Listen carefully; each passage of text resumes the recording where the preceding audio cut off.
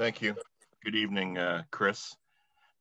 Clearly, you're up against an elite team tonight, but do you think that your team contributed to its own demise, problems at set pieces again, and a goal off a turnover? Yeah, it's frustrating, right? Because there's oftentimes it's X's and O's and things that that you can prepare for it in a strategic way. But in this game, it was clear, right? We knew they were not going to change who they are and what they do. We know they play roughly 90 long balls per game. Like, it was going to be very, very clear that it was going to be a day about field position, about second balls, about where turning over the ball in bad spots and playing the game in certain areas. And yeah, with that there's set pieces. And of course it's a good team, but we let ourselves down defending our box again. So there's not a magic solution for that, man-to-man or to the zone. It's about urgency and alertness and reactions. That's clearly, we have work to do there. And it cost us tonight.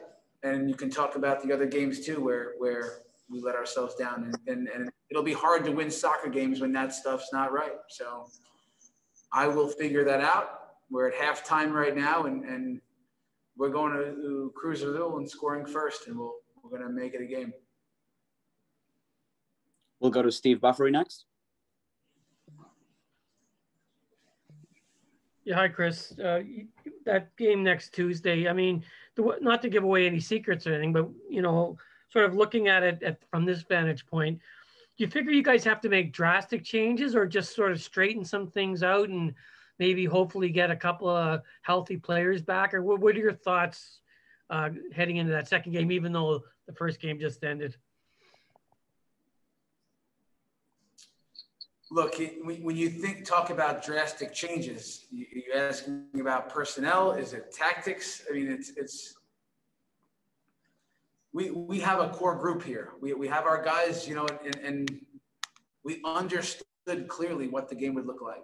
So the interesting thing is when you can put yourselves in positions to win second balls, when you can secure the first pass, you can catch Cruz Azul the other way. And we did that. At times you did that. And that's strategy and game planning stuff, but it still has to come down to more urgency, more competing, anticipating reactions, again, all over the field, so that you can create more transition moments by just sniffing out enough plays. And then again, we'll have to just be much more tight on set pieces, right? I've been part of stretches like this when some of that it's not quite right. We'll put players in position to succeed. We're going to get that right. But I already can tell you what the game is going to look like from Cruz Azul's standpoint. Again, there was no secrets tonight. They're a good team. They can play. If some of you don't realize, you can go back and look at how good that team is. They have not lost much in this last year, so we knew it would be tough. Not a lot of room for error. We'll make some changes, probably some structural changes to put ourselves in spots, and we'll take the next days to think about that. We'll go to Michael Leach. Hey, Chris. You know the math. 11 goals now in 5 games conceded. It's not all on the goalkeeper, but at what point do you maybe take a look at giving Quinton a look and sitting Alex on the bench? We think Alex has been solid. So we ask ourselves tough questions every day about players and are we getting certain things right? That's an everyday thing. So I think Alex has done a solid job. We have to help him more.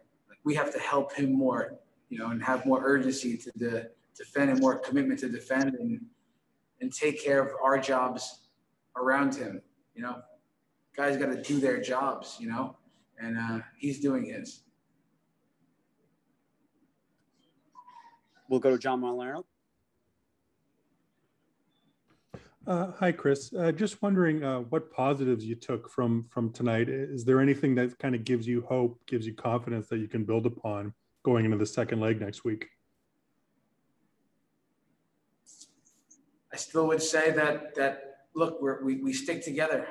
Our team doesn't give in. We don't give up. We push. We make our lives difficult. So, but no one's gonna help us with that. We have to help ourselves to have 90 minutes of a performance that's full of concentration and execution. But I like that our team sticks together and we fight to the end. We fought to get the second goal. We didn't get it, but we certainly give ourselves a chance going to Cruz Azul. Listen, I like our team. I love our team. I'm just not, right now it's not looking for all the positives. James Grossley. Thanks. Chris Osorio took his goal well tonight. A good step from Justin to sort of foster that play. Did you see more goals out there for you guys tonight? Yeah, there's a few big chances. And there would have been more if we can deal with some transition moments the right way. When you play against teams like this that play very direct, and when you can win a lot of the aerial duels with Omar and Eric, and then you can win some second balls like we did, even on the first goal, right? We win the ball and give it right back. So that's frustrating. It is. So there were some big moments. We get, the Cruz Azul defends their box pretty well, right, with urgency. So they didn't give up a lot of spaces, but we had a few chances in transition and a couple of set pieces. But we showed that we can score on them. They've won 6 or 7 out of the last 10, 1-0. Like, we can score and we can create chances, and we're going to push to do that at their place. And we'll go to Javier Cardoso. Thank you. Good night, Coach. My question is, what's the key tonight, the Cruz Azul victory? They took their chances. They were good on set pieces, and I would say it's the same key because there was no surprises. There was none. It was exactly what we thought. So I give them credit that they stuck to what they do. They play very direct. They play with a clear playing style. They have good attackers, but they overload our end. They play long. They play off. They anticipate second balls, and they create little transition moments. So it's a good team. I give it that's the credit they get. They stuck to who they are. Good team. And we'll go have the final question over to Neil Davidson. Thank you. Chris, if I can pull you away a little bit from tonight's result, you have a new designated player, Salteldo. Can you tell us your thoughts about acquiring him, and do you have any idea when you might be able to deploy him? Yeah, we're excited for Jefferson to join us. He's a dynamic attacker. He's going to help. It's going to really help us on the attacking end, and he brings a lot of quality. And for a fairly young guy, he's got some big experiences, and he's very dynamic. He plays with a lot of passion, and we think he's a winner. So that's going to be a nice injection into our team. Still working through when he can participate. There's a chance it's Cruz Azul, and that could give us a nice lift, but we're not sure. There's just logistical hurdles that we have to get through before we can have him join us. But we're excited for sure, and so is he. So we'll welcome him as soon as we can. Okay, sorry about that. Justin, given what happened tonight, you've been around the block. What kind of challenge are you facing next week in Azteca? Yeah, the second leg is going to be a tall task to turn it around. They're a really good team. You can tell that they're far into their season. They're really sharp on the day. We'll expect more of that next week, and we're going to go there and give it our best. We'll go to John Molinaro. Hi, Justin. Was there anything that you saw today? I know obviously it's a disappointing result, but was there anything in the performance, any positives that you can draw upon that gives you kind of hope that you can build upon going into that second leg next week in Mexico? Yeah, I think you can see that we're still building upon our style of play and implementing Chris's style. The positives were that we got some important players back on the field tonight for some minutes that were coming back from injury. The closer that we get to full strength, the better we're going to be as a team. We got some young players with some good minutes in a tough situation today. So these are all positives. Like I said, we have some history in this competition. Going there down right now in a tough place to play isn't really going to phase us. We're going to come out and we're going to play our style and we're going to give it our best. We'll go to James Grossi next. Thanks. Justin, you know that between the early goal and the quick response from Cruz Azul after Osorio brought you guys back into it, albeit that goal was ruled offside. How much do those sort of goals just suck the wind out of the occasion for you guys? Yeah, you can tell that they're a really sharp team. They're not top of the table for nothing. You can tell they've been playing together. They have good connections. Their reactions were really sharp. The goal in the beginning of the game, the guy takes very well, and they put us under pressure. We wanted to come out and start strong, and they had a better start than us. So these are all things that we need to improve upon, as well as set pieces in the second leg. Beezer, we'll go back to you. Hi, Justin. Hey, Beezer.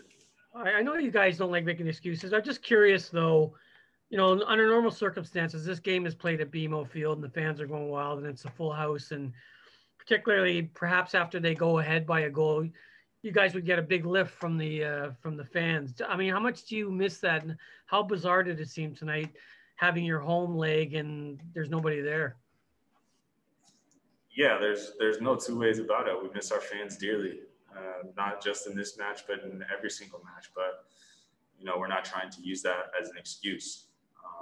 We've got a good setup down here, playing in a couple different venues, and we're doing everything that we can to churn out good results and win every single time we go out there on the field. So it wasn't there today for us. We're still a work in progress, but we're right back at it with a big game in Azteca next week, and then after that in Red Bull. So we are looking forward to a good week next week. We'll head over to Sergio Venegas.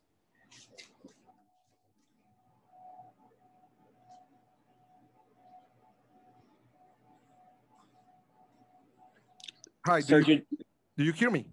Yeah, I can hear you. Sorry.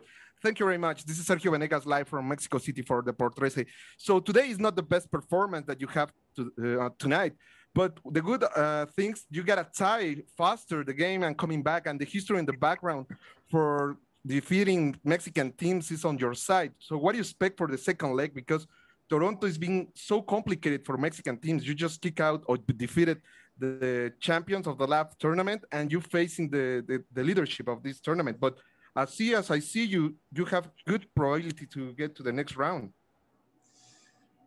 Yeah, we have a good history in the tournament because we've had a team that's been together for a while, and we have players who aren't scared of the moment. We know that they're a very good team. We know that Mexico City, Azteca is a very difficult place to go play, but mentally that won't be a hurdle for us. You know, we'll have guys that are ready to rise to the occasion, take our opportunities when we can, and go there to give everything and lay everything on the line. And that's a really good characteristic of our team. We're mentally strong, even in tough situations. We've kind of been through this before in some type of way. So that's a very big positive for us and gives us hope going into the second leg.